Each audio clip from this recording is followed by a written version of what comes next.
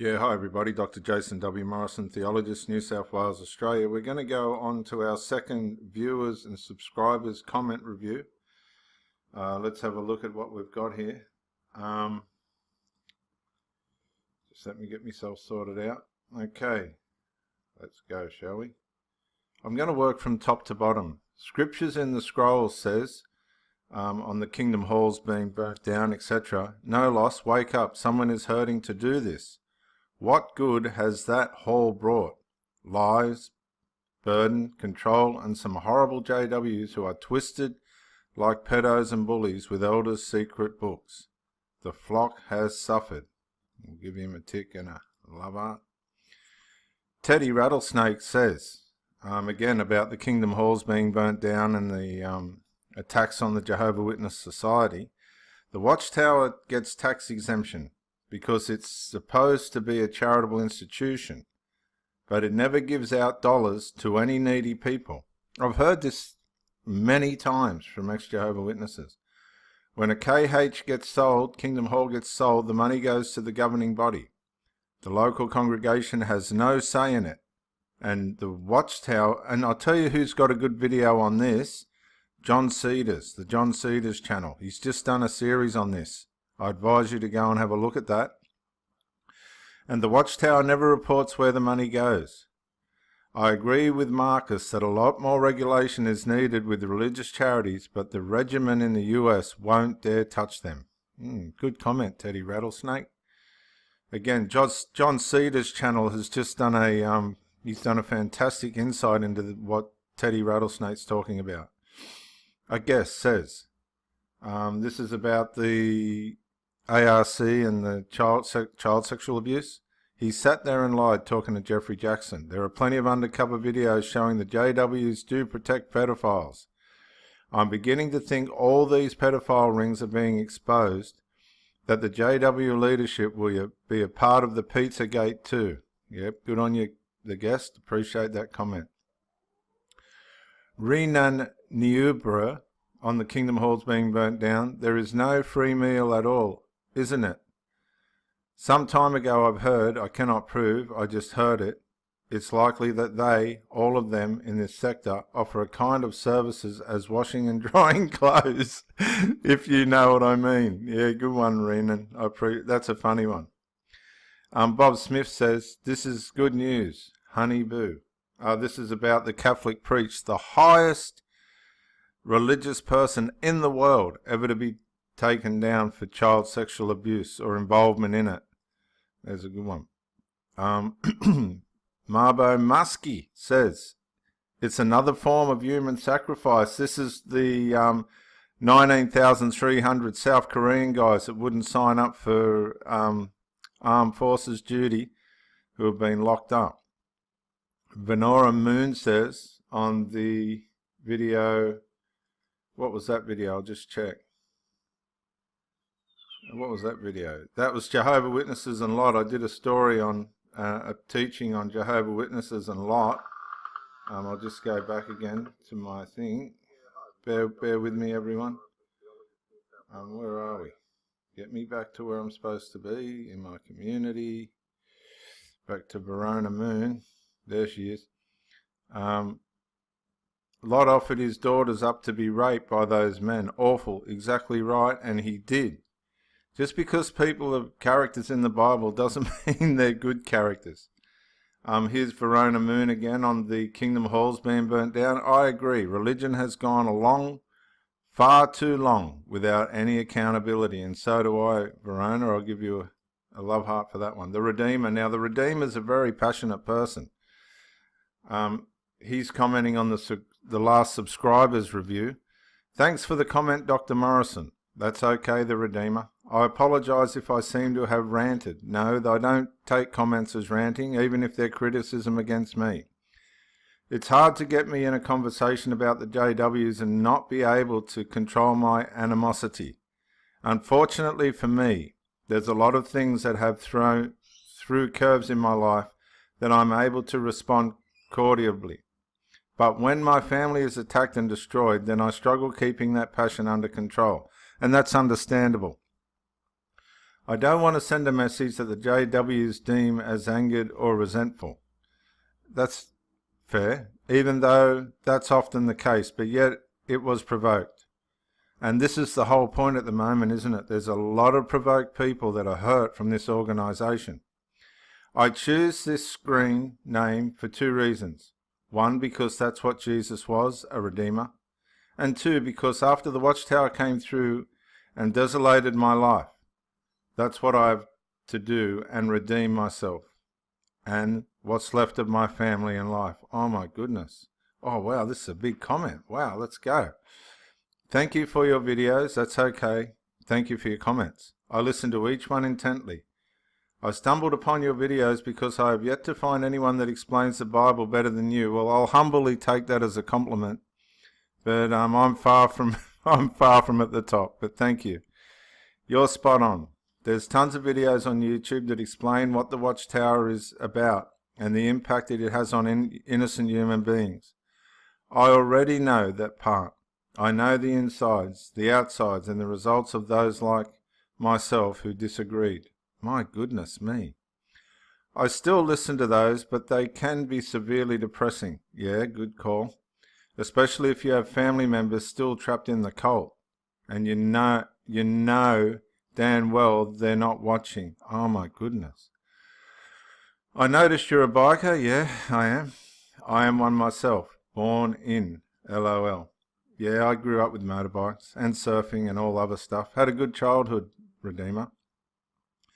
It's the best stress reliever I've ever sat on. True. Me and my ex-wife, JW, we were in a horrible crash in August 2016. Well, I'd like to know what happened.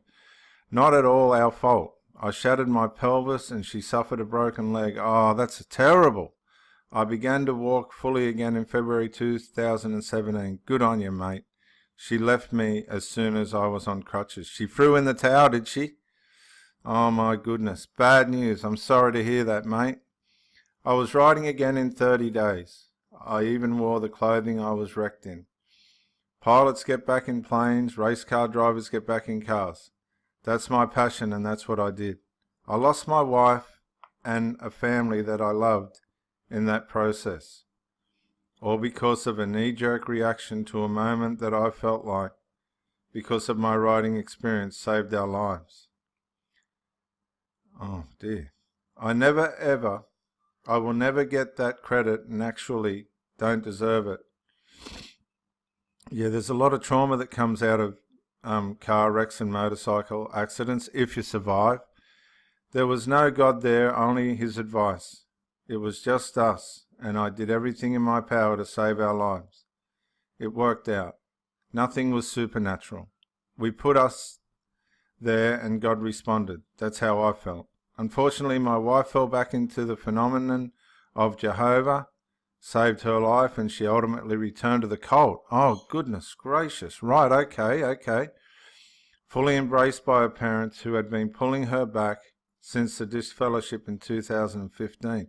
So obviously there was outside interference. And they've probably used this accident as a means of influencing her to go back and undermining you as a result. Undermining her family. And this is not uncommon in all religion. You get these interferers that put their religious beliefs before the substance of a family, and they dishevel the families and go on in their religious delusion with split families all over the place. I lost it all right there on the spot. I have a story to tell. Well, maybe you and I can do we might do a Skype, you and I, Redeemer. We might organise a Skype and we'll hear your story on this channel. I still haven't found the courage of posting the video online, even though I've made a few. It's hard because I still feel the pressure that I'm being resentful and still lashing out because I'm bitter. And that's a natural reaction, and that'll pass in time, but it will always be there. It'll always be niggling at you underneath. That's a natural reaction. And unfortunately, we're human, mate, and it's very hard to get over these kind of losses, if you ever do. I'm online. Even though I've made a few, it's hard because I still feel the pressure that I'm being resentful and lashing out because I'm bitter. I'm not bitter at anyone. other than those uneducated fools in Warwick, New York. Unfortunately, the destruction of this organisation ripples through so many lives. Oh my goodness. Unfortunately for me, I have an education which may or may not have cost me my family. I wonder why. I appreciate your expertise and I look forward to your Bible messages daily. Thank you. To be honest, I just want to say, Redeemer, I lost a lot becoming a theologist as well. I lost a lot. And I'll share that in my testimony, which I'm working on. If I'm ever down under or you ever in the States, I'd be happy to switch gears alongside you and share a brew. Well, I don't drink, but I love bikes. I imported 5 Harleys from Florida, old Softails, and I resold them over here. I didn't really make enough money, so I never did it again, but that'd be a wonderful experience. Keep telling the truth, whether they want to hear it or not. The truth always stands for itself. I told my ex-wife that, and it actually became an argument, believe it or not. I can believe it, mate, honestly. Thanks for the nod, and thank you for your work.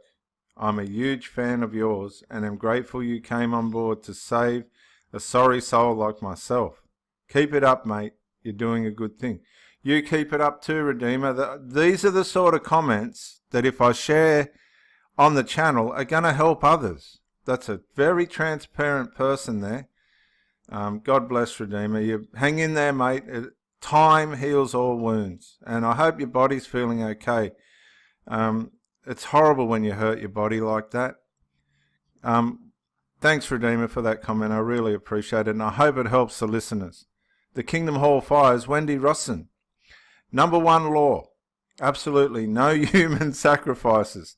No trampling on human life. That goes for sexual misconduct too. Yes, it does.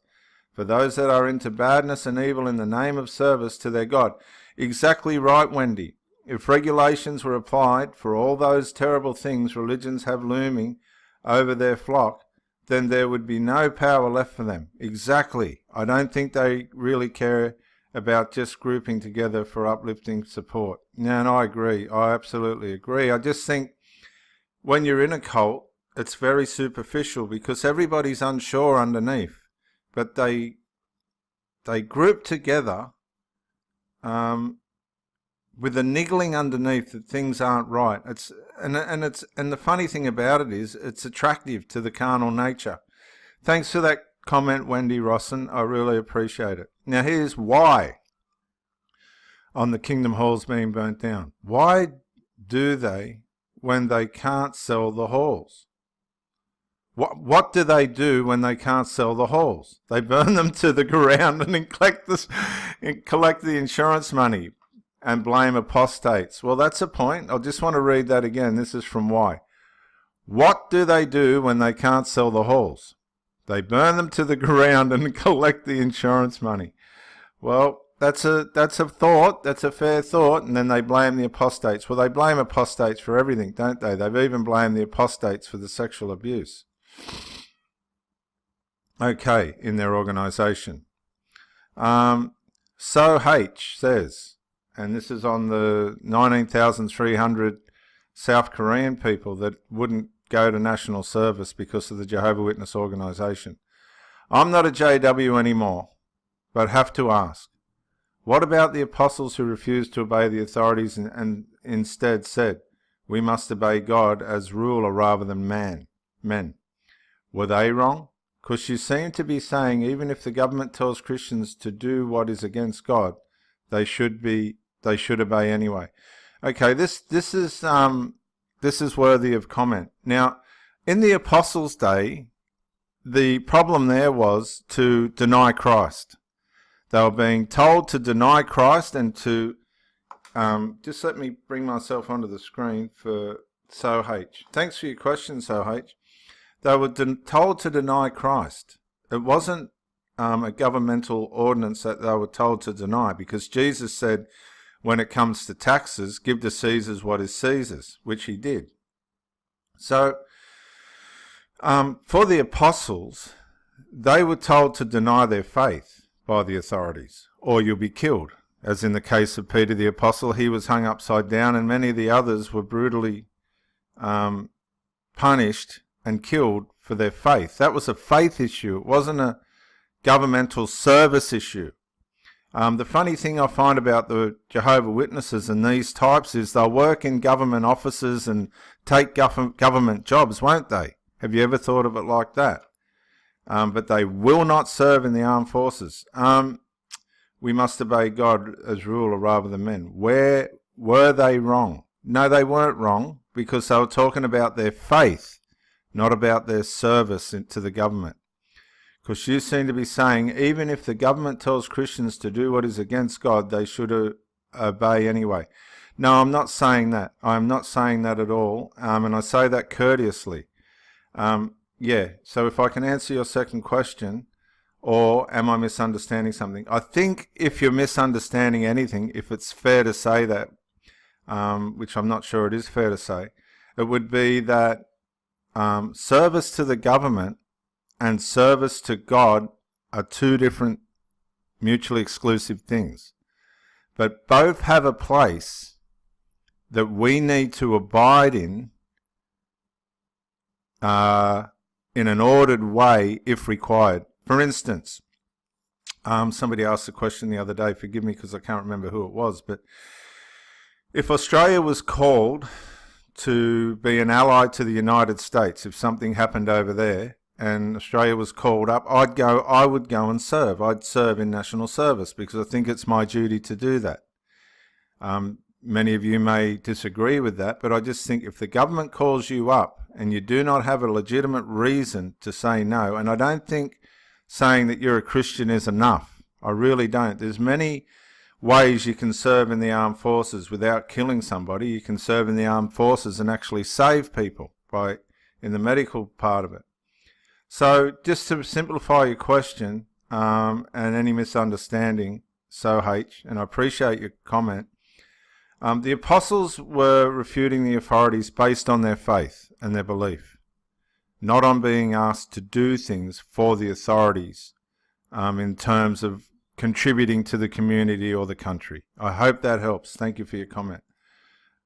I really appreciate it. Mr. Terry Bay says, and this is on the Kingdom Hall burning, the JWs probably burned it down themselves for the insurance money so they can pay fines and child molestation lawsuits. Well, that's a possibility, Terry. That's a big possibility, and you're not the only one suggesting that. Spooksya says, thanks for your comment, Spooksya. Solid info. With the amount of money the JWs need to pay for these pedos, I wouldn't be surprised if it was an elder that did it so the society could collect. This is becoming a common comment, isn't it? Matilda says, those first few introductory seconds are like nails on the blackboard. Could you soften that? I don't know if I can soften that, mate. It is what it is, but thank you for your comment. Dawn Ross makes a few comments here on this channel. Thanks, Dawn. Let's see what Dawn says here. This is on, I think it might be the Jehovah's Witnesses and Lot video. I'm not sure. Forgive me if it's not. Or it could be on the other one which I did, which was the Jehovah's Witnesses, and let's have a look, just out of courtesy. Yes, the Jehovah's Witnesses and Lot. Bear with me, please. There's the Jehovah's Witnesses and Lot. We'll go back to the Creator Studio and into the community, and we'll find Dawn again. Dawn. There she is. Some various interesting points here. Thank you. I have a bit of a query for you, off topic, if that's okay. It's okay. Do you think that the fact that the governing body teach about Jehovah bringing Armageddon to destroy the majority of the human population further prove that they don't value or understand or want to acknowledge the sacrifice Jesus made and what it means? Yes, I do. Yes, I do. And let me just say about Armageddon. Armageddon, for us Westerners outside of the Middle East, Armageddon's a battle that's going to take place in Israel. Now, as close as you'll possibly get to the specific battle is watching it on TV as it comes over the news. Now, what the ripple effect of this battle might be is a different thing, but I've got to make it clear to the listeners. Armageddon is a battle that's going to take place in the Middle East, in Israel, not in Western countries. See, so that's a very manipulative usage of what Armageddon's going to be. The ripple effect of Armageddon may flutter out into nations off the Middle East, who there might be nations that are saying, well, we're not going to defend Israel, and that could cause wars between the people that are protecting Israel, the sheep nations, will fight against the goat nations. But whether that'll come onto your home territory, I'm not 100% sure how that'll fold out. But Armageddon itself, and this should help a lot of you people be a little bit released from this horrible manipulative teaching, Armageddon itself plays out in the Middle East. Armageddon itself is going to be a battle that's in the Middle East. So you can relax a little bit on that. They use that as a terrible source of manipulation. Armageddon is a battle that's going to play out in the Middle East, and the ripple effect of that will be the battles between the sheep and goat nations. The sheep nations being allies of the Israeli country, the Jews, and the goat nations being the nations that want the Jews destroyed. But how that part of the battle will play out, I'm not sure. But Armageddon itself is a specific battle that will take place in the Middle East, where goat nations who aren't allies of Israel want Israel destroyed. And the allied nations of Israel will come to help save that nation. In the end, God himself wipes out the goat nations. It's going to be quite a battle, but it's not specific to Western society. It's generally related to Western society, but not specific. And yes, anything like this is a way of diverting people's minds from the finished work of the Lord Jesus Christ. Very good question, Dawn. Thank you. Roger Smith. And we've done Rogers, so we've caught up on our comments. Thank you, everybody, for your comments. I really appreciate it. And I'm just trying to give you a voice by doing this. That's all I'm trying to do. And I'm trying to show some appreciation for the listeners as well. So this is Dr. Jason W. Morrison, Theologist, New South Wales, Australia, thanking my viewers and my people that comment. I do appreciate it. It helps me to continue on. Thank you for listening, and bye for now. Yeah, Dr. Jason Morrison, Theologist again. I just want to say thank you for watching the videos, and I hope you got plenty of self-rediscovery and freedom out of it. If you watched it on YouTube, please share or like. Maybe even comment. If you watch it on Facebook, like, comment, share. But most of all, get out and live. This isn't a rehearsal. You've got a one-off life. Don't let your loyalty and your faithfulness blind you to the life that you should be experiencing. Till the next video, thank you for watching, and bye for now.